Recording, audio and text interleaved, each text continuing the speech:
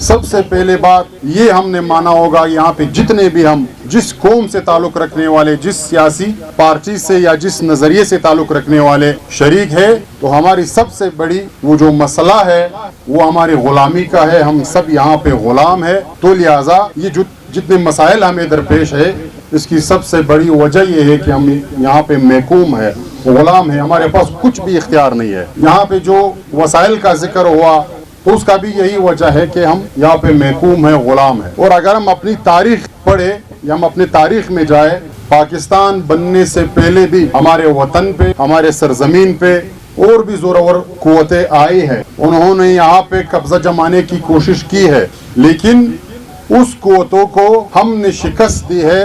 اپنے وطن اور اپنے وسائل پہ ان کو قابض نہیں ہونے دیا ہے.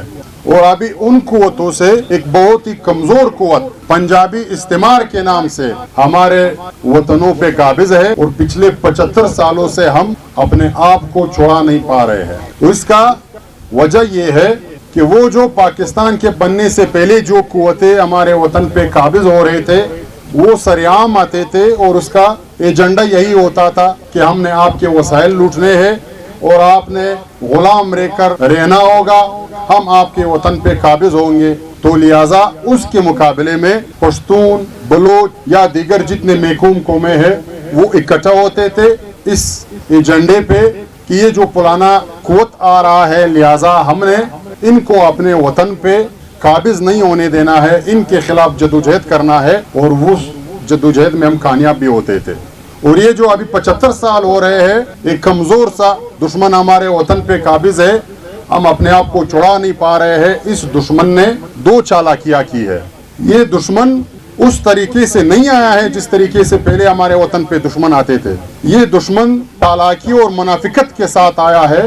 سب سے پہلا منافقت اور چالاکی اس دشمن نے یہ کیا کہ یہاں پہ جو معقوم پشتون بلوچ ہے، ان کے ذہنوں میں یہ بات ڈالی کہ ہم سب مسلمان ہیں.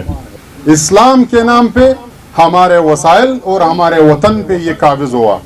اور یہاں پہ ہمارے سادہ پشتون بلوچ یا دیگر جتنے قومیں ہیں وہ اسلام سے محبت کرتے ہیں، لیکن بدقسمتی سے اس کو اسلام کے بارے میں بہت کم معلومات ہے. تو لہٰذا اسلام کے نام پہ یہ لوگ آ کے ہمارے وطن پہ قابض ہوئے.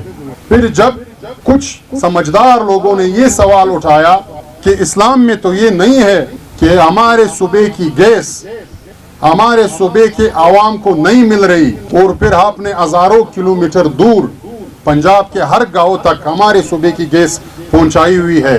یا جن لوگوں نے یہ سوال اٹھایا کہ اسلام میں تو یہ نہیں ہے کہ ہمارے صوبے کے وسائل لوٹ کر آپ اپنے صوبے، اپنے قوم کو آباد کر رہے ہو اور ہم دن بدن محکوم ہو رہے ہیں، تو پھر مختلف ناموں سے، مختلف طریقوں سے ان سروں کو قلم کیا گیا یا اس زبانوں کو کاٹا گیا جو یہ سوال اٹھا رہے تھے.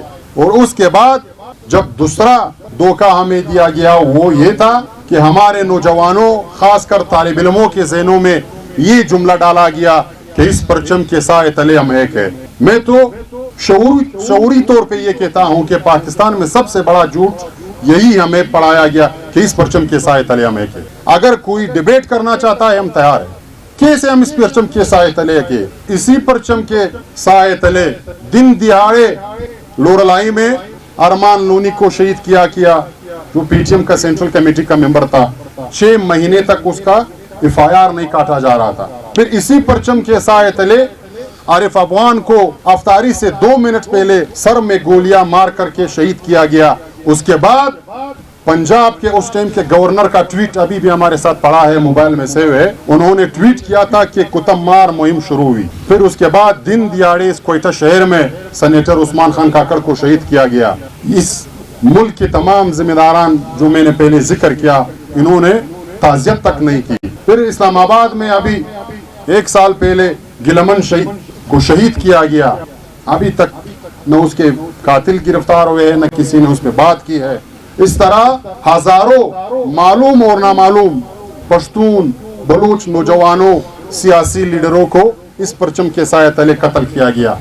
پھر ہم کیسے مانے کہ اس پرچم کے سائے تلے ہم ہیں؟ کہ اس پرچم کے سائے تلے تو ہم نے 75 سالوں سے صرف جنازے اٹھائے ہیں. اور اس پرچم کے سائے تلے آپ پچھلے 75 سالوں سے پنجاب کو جنت بنا رہے ہو، موٹر ویز بنا رہے ہو، اورنج ٹرین کے منصوبے بنا رہے ہو. آپ کے تمام تر جرنیلوں نے یہاں پہ پشتونوں اور بلوچوں کا خون چوس چوس کر باہر ملکوں میں جزیرے خریدے، وہاں پہ آپ نے جائیدادیں بنائے. پھر کیسے ہم اس پرچم کے سائے تلے گئے؟ تو لہٰذا ان تمام محکوم قوموں کو اس غلط فہمی سے نکلنا ہوگا کہ اس پرچم کے سائے تلے ہم ایک ہے. ہم کبھی نہ ایک تھے، نہ ایک ہے، نہ ایک ہو سکتے ہیں. ہم بعثت پشتون پچھلے 5000 سالوں سے اپنے مادر وطن پہ رہ رہے ہیں. پاکستان نے ہمارے اوپر کوئی احسان نہیں کیا ہے، بلکہ پاکستان نے ہمارا قتل عام کیا ہے. نہ پاکستان بننے کے لیے کسی نے ایک چماٹا بھی کھایا ہے، نہ کسی نے ایک دن کے لیے جیل میں گزارا ہے. پاکستان ریاست انٹرنیشنل سیاست کے نتیجے میں، انٹرنیشنلی سامراجی قوتوں کے مفادات کے نتیجے میں وجود میں آیا اور ایک غیر فطری ریاست بن گیا. یہاں پہ یہ بات بھی ہوتی رہی کہ پاکستان ایک فیڈریشن ہے. یہ بھی جھوٹ ہے. فیڈریشن کی تعریف موجود ہے. فیڈریشن کسے کہتے ہیں، فیڈریشن کا مقصد کیا ہے، یہاں پہ تمام سیاسی قائدین بیٹھے ہوئے وہ سمجھ سکتے ہیں کہ فیڈریشن کسے کہتے ہیں. فیڈریشن میں تو مجھے یہ حق حاصل ہے کہ میں یہ بول سکتا ہوں آزادی کے ساتھ کہ میں مزید پاکستان کے ساتھ نہیں رہنا چاہتا. یہ فیڈریشن کا تعریف ہے. اگر پاکستان فیڈریشن ہے تو پاکستان دے دے اس تمام قوموں کا حق. یہاں پہ قوموں سے رائے مانگے، یہاں پہ ووٹ کرے، پھر پتہ چلے گا کہ پاکستان کے ساتھ یہ قومیں خوش رہ سکتے ہیں. لیکن یہاں پہ یہ حق نہیں ہے ہمیں حاصل. یہاں پہ اگر آپ یہ بات کرو گے، دوسرے دن آپ گم ہو جاؤ گے، پھر کچھ مہینے کے بعد آپ کی لاش ملے گی. تو یہ تو فیڈریشن نہیں ہوا. لہٰذا یہ ایک غیر فطری ریاست ہے جو اس محکوم قوموں پہ قابض ہے اور آپ کے وسائل لوٹ رہی ہے. اور ان کے مشہور الفاظ بھی یہی ہے. جب یہ بنگال پہ حملہ ہو رہے تھے تو ان کے جرنیلوں نے یہ کھلے عام کہا تھا کہ ہمیں بنگالیوں سے کوئی لینا دینا نہیں، ہمیں بنگال کے وسائل چاہیے. تو لہٰذا جتنے بنگالی قتل کر سکتے ہو، جتنے بنگالیوں کی آپ عزت نیلام کر سکتے ہو کر لو، لہٰذا ہمیں بنگالیوں کے وسائل چاہیے. تو آج بھی یہ ہمارے وسائل لوٹنے کے لیے یہ سارے منصوبے کر رہے ہیں. تو اگر ہم نے واقعی اس ظلم سے، اس جبر سے خود اپنے آپ کو، اپنے قوم کو اور اپنے وطن کو بچانا ہوگا، تو پھر یہ تمام تر چھوٹے موٹے سیاسی اختلافات، یہ چند سیٹوں کے لیے ایک دوسرے کو گالیاں دینا، چند سیٹوں کے لیے ایک دوسرے کے پیچھے پروپیگنڈا کرنا، یہ چھوڑنا ہوگا. اپنے قوم، اپنے وطن کے لیے ایک ہاتھ ہونا ہوگا اور اپنے وسائل اور اپنے وطن کو ان لٹیروں سے بچانا ہوگا. یہ ایجنڈا ہے اور یہ پارلیمان کے ذریعے ہم نہیں کر سکتے ہیں.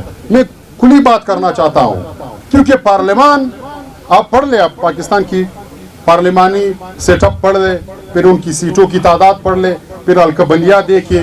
اگر پاکستان کے عوام یا پاکستان میں رہنے والے بلوچ، پشتون، سندھی، سرائکی، ہزارہ، یہ سب مل کر کے ایک ہی پلیٹ فارم پہ ایک ہی پارٹی کو ووٹ دے تو پھر بھی پنجاب اس کے مقابلے میں اکثریت میں ہوگا، کیونکہ پنجاب 52% ہے، باقی تمام 3 صوبے یہ 48% ہے.